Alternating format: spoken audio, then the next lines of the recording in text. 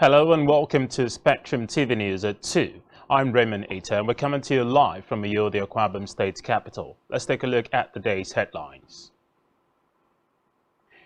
Presidential Tribunal resumes hearing, adjourns APM suit. President Tinubu congratulates Turkey's President Erdogan on re-election. Plus, Polish probe into Russian influence angers European Union. And we will bring you the full details of those stories and more in a moment.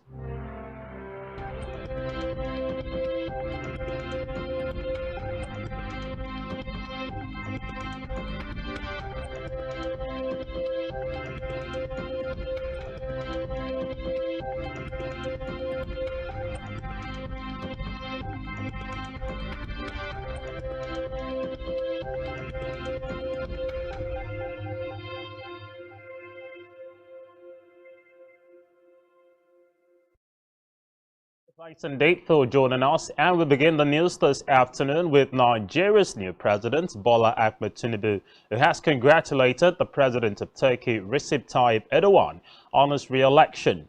While congratulating the Turkish leader in a Twitter post, Tinubu, who was sworn in yesterday, described Erdogan's electoral victory as an unmistakable sign that he retains the full trust and confidence of the Turkish people.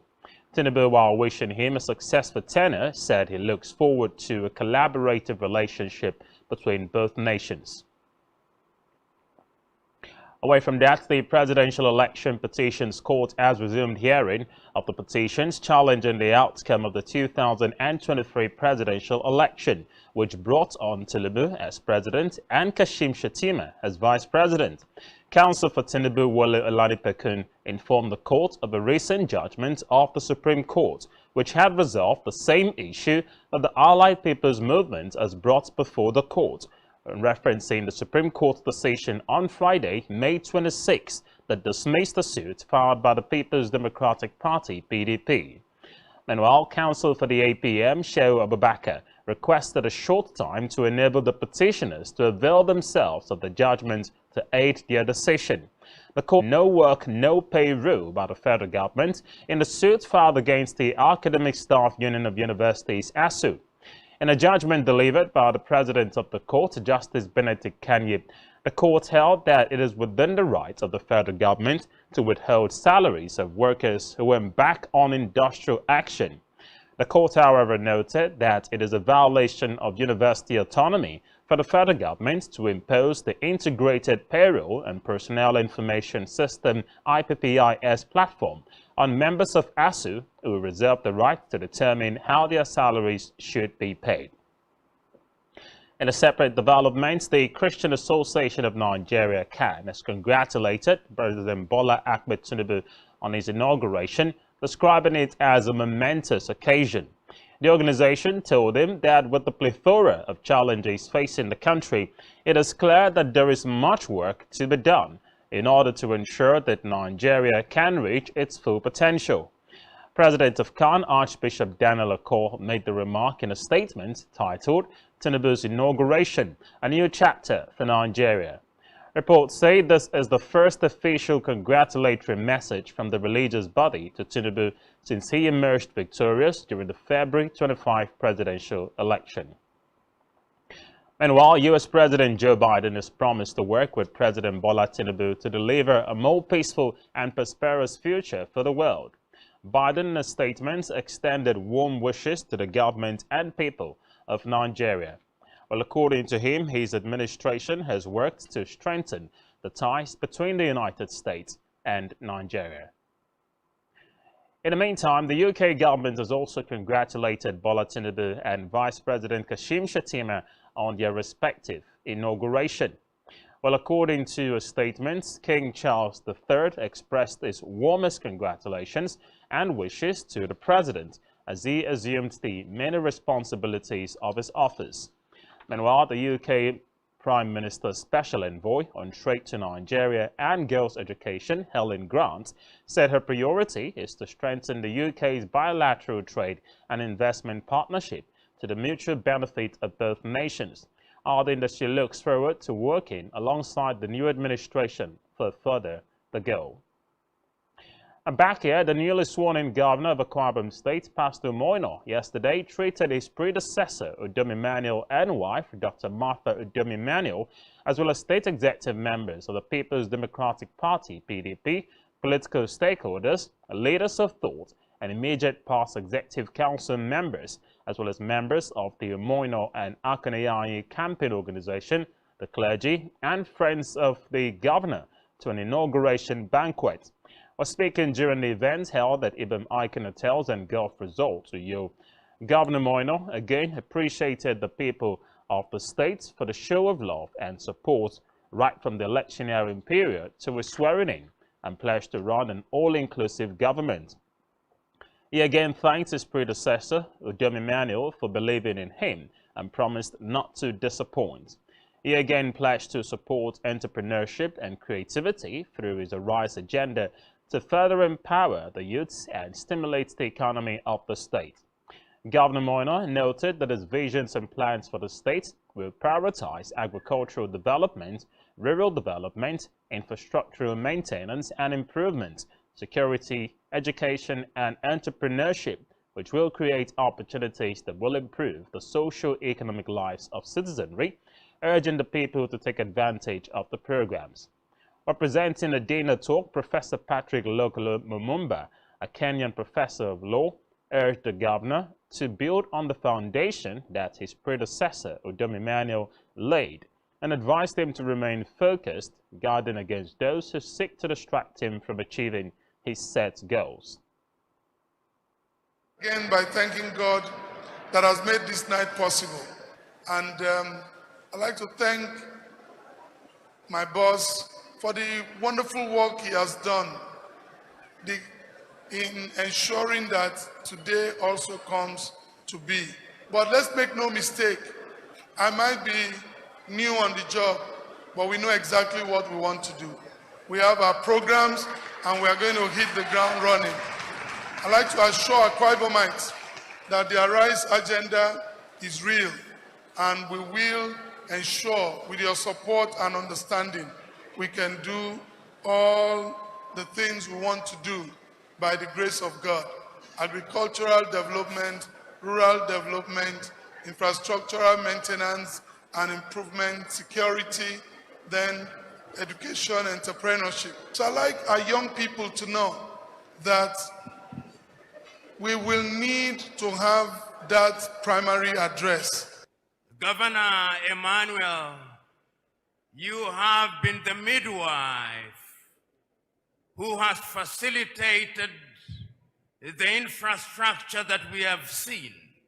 You have been the midwife that has done the good things for which history will remember you fondly and kindly. But permit me to take this opportunity to remind you that your true success will be measured when your successor succeeds. It is therefore incumbent upon you to ensure that you create an environment that will enable your successor to succeed. It is also incumbent upon me to remind the man and the woman who are taking over from you that they have a duty to build on what you have done. It is the nature of man to try and obliterate what has been created by their successor. But it is only men and women of low self-esteem that do that. I have no doubt in my mind that the team of Governor Umo and the Deputy Governor do not suffer from such inadequacy. Meanwhile, there has been a change of baton in the leadership of Akwa Ibom State as Pastor Mombasi Eno yesterday took oath of office for a 4-year term as the 5th civilian governor of the state, with Dr. Akanyayi as his deputy. Pastor Moino succeeds Udom Emmanuel, who has been on the saddle for the past 8 unbroken years. Our correspondent has the full details. Tomo Basino has been sworn in as the fifth civilian governor of Akwa Ibom State. Senator Akon Iyarinyi was also sworn in as the deputy governor of the state. The chief judge of the state, Justice Ekai Tobot, administered the oath of office, an oath of allegiance on Pastor Moino and Senator Iyarinyi at the Nest of Champions Uyo. In his inaugural address, the new governor of the state, Pastor Moino, said his administration will create an enabling environment for businesses to thrive in the state, while massively investing in agriculture as a way of creating employment and income for the people. As we begin this government, we will invite all Akwa Ibomites to arise to the faith of greatness with our Rise agenda, from investment in agriculture, healthcare delivery services, education. We will ensure, and then to ensure that we continue changing the narratives. Pastor Eno promised to complete all ongoing projects and expand infrastructures to all parts of the state and continue with the Christ-centric government promoted by the immediate past administration of Dom Emmanuel. The governor charged the political class to close ranks and work with his administration to develop the state. Monumental developmental strides across all sectors, and will continue to build on the successes of the Deacon Udom Gabriel Emmanuel's administration. We will maintain and advance world-class infrastructure that our state has become known for nationally, and complete those that were started by our predecessor. I am very sure all of you patriotic citizens of Akwa Ibom State will join hands with me to further push the development strides as handed down by my worthy predecessor. The new governor of the state, Pastor Moino, earlier inspected a parade in his honor, mounted by men and officers of the Nigerian Police Force. In Uyo, Jane Owa, Spectrum Television News. Let's turn our sights now to the continent of Africa and in South Africa, where the country has declared diplomatic immunity from foreign officials attending the BRICS summit in August, potentially opening the door for the attendance of Russian President Vladimir Putin. In a Gazette notice, Foreign Affairs Minister Naledi Pandor said the immunity also applies to the officials attending the BRICS Foreign Ministers meeting starting on Thursday in South Africa. Reports say Pandor's notice comes amid pressure on the South African government to make a decision on the attendance of Putin, who is wanted by the International Criminal Court for war crimes allegedly committed during his country's invasion of Ukraine. Staying with Africa, the leader of Ethiopia's former rebels group, the Tigray People's Liberation Front, the TPLF, and its leader, Debretsion Gebremichael, Pretoria Peace Agreement, the interim administration can only govern between 6 months and a year. It stressed that the people of the Tigray have the right to choose a leader who will rule them and not impose on them. On a foreign scene, the European Union is threatening to take action against Poland after members of parliament approved the new commission, which could bar people from public office for links to Russia. According to the EU Justice Commissioner, Didier Reynders, the panel constituting the Poland Commission was a special concern, disclosing that it will analyze the legislation and will not hesitate to take measures if needed. Reports say the legislation, which was approved by Poland's parliament, will probe alleged Russian interference between 2007 and 2002. A federal investigating authority noted that Russian air defenses shot down a number of drones as they approached Moscow, disclosing that city emergency services and investigative personnel are on the scene following the attack. Now, according to City Mayor Sergei Sobyanin, in a statement, 2 buildings were reportedly damaged in the attack and 2 people allegedly injured, but no one was reported hospitalized. And you're watching Spectrum TV News at 2, still to come. Ajax Chief Executive Edwin van der Sar resigns after 7 years in the job. Do stay with us.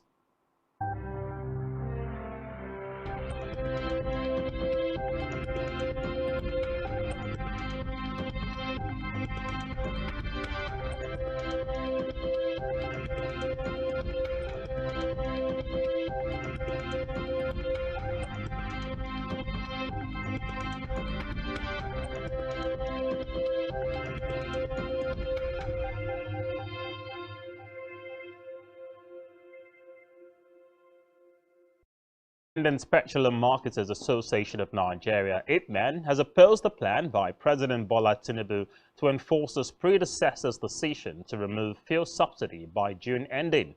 Tinubu made this known in Abuja, affirming that his administration would not continue to pay subsidy on petroleum products.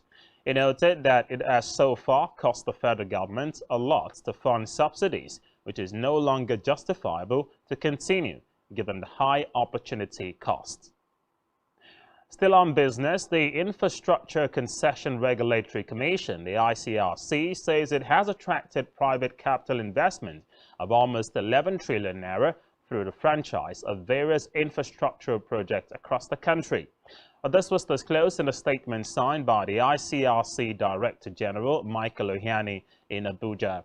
According to the DG, public-private partnerships contribute to infrastructure development by bringing private sector investment, bridging the gap between the private sector and the government. Ohiani disclosed that from the inception of the ICRC in 2010, a total of 103 PPP projects have been approved by the Federal Executive Council, and these projects have sectors including but not limited to transportation, health, education, aviation, agriculture, and water. And now in health, the National Agency for Food, Drugs Administration and Control, NAFDAC, Kebbi office has carried out a sensitization program for packaged water producers to educate. Since of the event was to improve the knowledge, understanding, and the purpose of regulation among the operators of packaged water and other related products. He observed that some packaged water factories are not good enough for production and advised producers to brace up to the challenges to ensure the production of cases of obstetric fistula in rural communities in the absence of preventive and emergency obstetric care. The consultants disclosed this in an interview with newsmen in Zaria. The surgeon lamented that the fistula prevention was the weakest area of intervention in the country, saying that they are getting more cases of it every day. The consultant stressed that the need for functional health facilities were. And now in sports, Edwin van der Sar has resigned from his role as Ajax chief executive. Reports say the former Manchester United goalkeeper joined the Eredivisie sideboard in 2012, becoming chief executive in 2016. Van der Sar has confirmed they will leave AS Napoli at the end of the Serie A season after winning their first league title in over 3 decades. While speaking at an event at the Italian national team, the 64-year-old guided Napoli to the Scudetto with 5 matches to play after a magical campaign in which his team played some of the most thrilling football in Europe.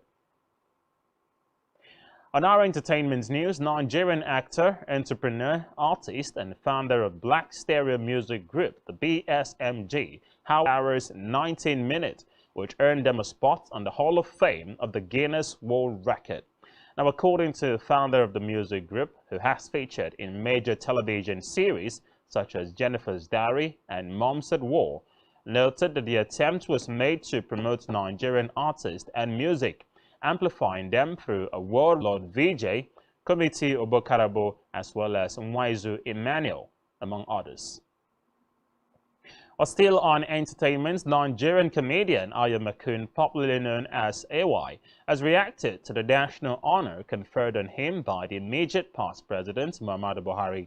While taken to his Instagram page, the comic actor expressed excitement about the award, saying he is happy to be listed amongst individuals in there. Addressing reports, he says addressing reports, begging your pardon, that said he should reject the award. AY said he will not reject the award because it is a national honor. And with that, we come to the end of the news. Many thanks indeed for joining us. And don't forget to follow us on all of our social media platforms and do well to subscribe to our YouTube channel. All of these you can find on our website. Just search spectrumtv.ng. And you've been watching the news at 2. Thanks for watching. I'm Raymond Ita. Good afternoon.